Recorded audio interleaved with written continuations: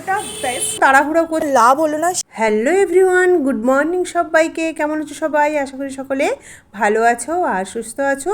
আবার নতুন একটা ভিডিওর সাথে হাজির হয়ে গেছি।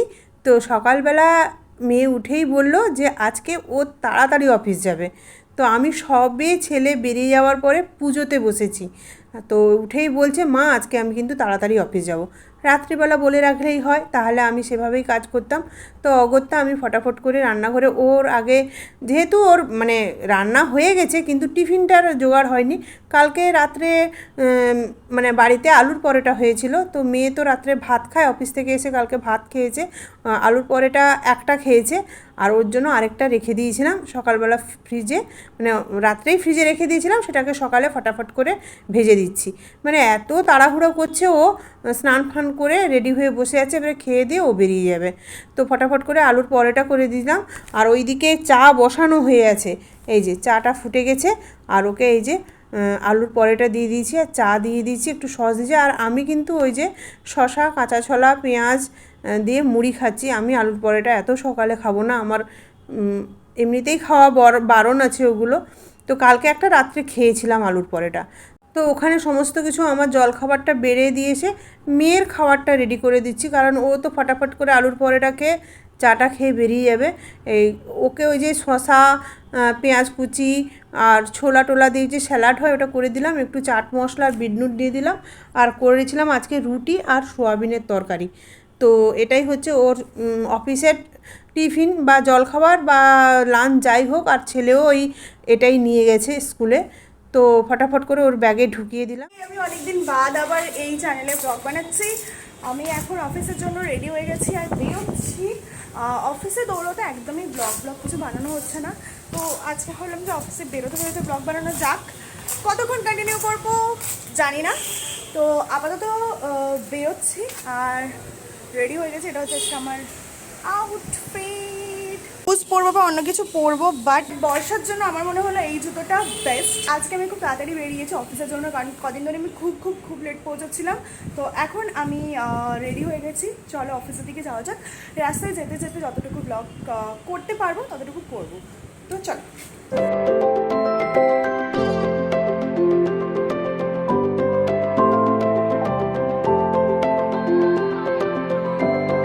যতই তাড়াতাড়ি বেরোই, এই কলকাতায় জ্যাম তো পেছন ছাড়েই না। জ্যাম তো ছিলই, যাই হোক আমি সিট তো পেয়েই গেছিলাম। আর দেখতে দেখতে হঠাৎ করেই পুরো আকাশ কালো হয়ে এসেছে, আর সাথে সাথেই ঝমঝমিয়ে বৃষ্টি স্টার্ট হয়ে গেছে। আর এই বৃষ্টিতে আরও জ্যাম। জানি না এত তাড়াতাড়ি বেরিয়েও কোনো লাভ হলো না, সেই আমার অফিসের জন্য লেট হয়েই গেল। এবারে মেয়ে বেরিয়ে যাওয়ার পরে আমি খেয়ে দিয়ে এক দফা বা সকালের বাসন মাজা কমপ্লিট করলাম একদম, দিয়ে তারপরে রান্নার জোগাড়টা করে নিলাম। তো এই যে ফটা কেটে নিচ্ছি। আজকে হবে কাঁকরোল ভাজা, আর এখানে হবে ঢ্যাঁড়স আর আলু কেটে রেখেছি, পোস্ত হবে, ঢ্যাঁড়স আলু দিয়ে পোস্ত করব। আর এই যে ডিমের ঝোল করব, চালটা ধুয়ে রেখে দিয়েছি। আর সমস্ত কিছু জোগাড় হয়ে গেছে। আর এর মধ্যে আমার ওই মুড়িও খাওয়া হয়ে গেছে। তো চলো এবারে একটুখানি আমি বসি, তারপরে কাজ করব আর তোমাদেরকে দেখাই কি কাণ্ড করেছি।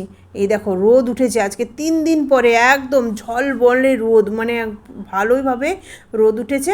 আর আমি একদম সমস্ত কিছু কেচে নিয়েছি, যা ছিল সমস্ত কিছু কেচে রোদে দিয়ে দিয়েছি অনেক দিন ধরেই। দেখো আকাশটা দেখো কি সুন্দর, মানে দুর্গাপুজো আসছে তো, মানে মেঘটা দারুণ করেছে। আর এই দেখো এত মানে কেচেছি, সব কেচে একটুখানি রোদে মেলে দিয়েছি। তো চলো এইবারে আমি একটুখানি নিয়ে বসবো, যেহেতু মাসের শেষ। আর আমার রান্নাঘরেও ভাড়ে মা ভবানী, ফ্যানটা চালিয়ে একটুখানি কানে হেডফোন দিয়ে গান শুনতে শুনতে মাসিক বাজারের লিস্টটা কমপ্লিট করে নিই। এই যে হয়ে গেছে আমার মাসিক বাজারের লিস্ট। এবারে আজকে কর্তামশাই বাড়িতে বোধহয় আসবেন, কর্তামশাই বাড়িতে আসবেন বোধহয় না, আসবেন সন্ধেবেলা গিয়ে লিস্টটা দিয়ে আসবে, তারপর কালকে সকালে হচ্ছে বাজার নিয়ে আসবে।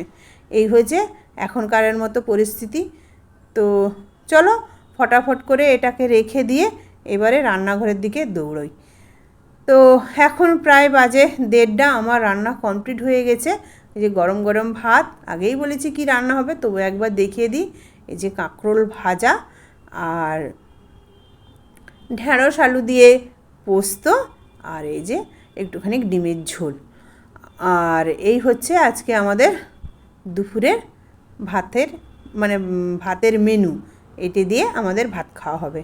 আর এই দিকে দেখো, সকালে রোদ ঝলমল করছে, এখন ঝমঝমিয়ে বৃষ্টি এসছে একদম। এখন বাজে 1:30, ঝমঝমিয়ে বৃষ্টি এসছে। আমাদেরও স্নান টান করা হয়ে গেছে, এবারে খেতে বসবো।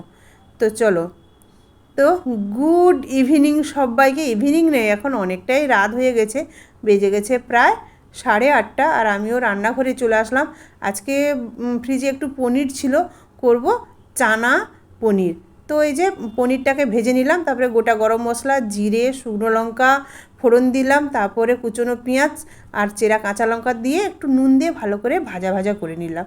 আর তারপরে একটু আদা রসুন দিয়েও ভাজা ভাজা করে নিলাম। আর তারপরে দিলাম একটু টমেটো, হলুদ গুঁড়ো, লঙ্কার গুঁড়ো, ধনে জিরে গুঁড়ো, সমস্ত কিছু একটুখানি জলে গুলে রেখেছিলাম, ওটাকে দিয়ে দিলাম হচ্ছে চানা মশলা দিয়ে, আর দিলাম একটু কসুরি মেথি দিলে না চানা মশলাটা খেতে বেশ ভালো লাগে। তারপরে সেদ্ধ করে রাখা আলুগুলোকে দিয়ে ভালো করে মশলাটাকে একটু কষিয়ে, সেদ্ধ করে রাখা চানাটাকে দিয়ে আরেকবার কষিয়ে গরম জল ঢেলে দিলাম। তো এটাই হচ্ছে আমাদের আজকের রাত্রের রুটির মেনু। তো এইবারে টকবক করে একটুখানি ফুটলেই ভেজে রাখা পনিরগুলো দিয়ে দিলাম। এবারে ফুটে উঠলেই একটু গরম মশলা আর ধনেপাতা ছড়িয়ে দিলেই রেডি চানা পনির। তো আমি তো এভাবেই করি, তোমরা কিভাবে করো জানিও। তো এবারে রাত্রিবেলা আমাদের খাওয়া সাজাচ্ছি। এই যে রুটি আছে আর চানা পনির আর একটুখানি শশা কেটেছি। আর পনিরটা দেখো কি চানা পনিরটা কি সুন্দর হয়েছে। তো আজকের ভিডিওটা এই পর্যন্ত। দেখা হচ্ছে একটা নতুন দিনের সাথে আর নতুন ভিডিওর সাথে। জানি দু একদিন পর ভিডিও দিচ্ছি, কিন্তু কি করব, আমার তো শরীরটা অসুস্থ। তো যতটুকু শ্যুট করি ঠিক ততটুকুই ভিডিও দিই, তাই প্রতিদিন ভিডিও দিতে পারি না। তো আজকের মতো এই পর্যন্ত। দেখা হচ্ছে একটা নতুন ভিডিওর সাথে। সবাই ভালো থেকো, সুস্থ থেকো, আনন্দে থেকো। শুভরাত্রি।